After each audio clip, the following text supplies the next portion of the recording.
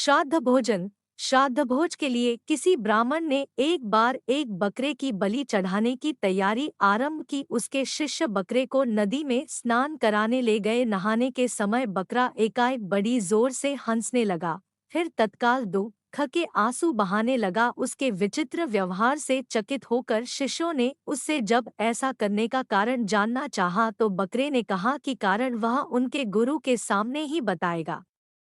ब्राह्मण के सामने बकरे ने यह बतलाया कि वह भी कभी एक ब्राह्मण पुरोहित था और एक बार उसने भी एक बकरे की बलि चढ़ाई थी, जिसकी सजा वह आज तक पा रहा था। तब से 499 जन्मों में उसका गला काटा जा चुका था और अब उसका गले कटने की अंतिम बारी है। इस बार उसे एक बुरे कर्म का अंतिम दंड भुगतना था, इसलिए वह प्रसन्न होकर हंस रहा था, किंतु वह दुखी होकर इसलिए रोया था कि अगली बार से उस ब्राह्मण के भी सिर 500 बार काटे जाएंगे। ब्राह्मण ने उसकी बात को गंभीरता से लिया और उसके बलि की योजना स्थगित कर दी तथा अपने शिष्यों से उसे पूर्ण संरक्षण की आज्ञा दी। किंतु बकरे ने ब्राह्मण से कहा कि ऐसा संभव नहीं था, क्योंकि कोई भी संरक्षण उसके कर्मों के विपाक को नष्ट नहीं कर सकते, क्योंकि कोई भी प्राणी अपने कर्मों से मुक्त नहीं हो सकता।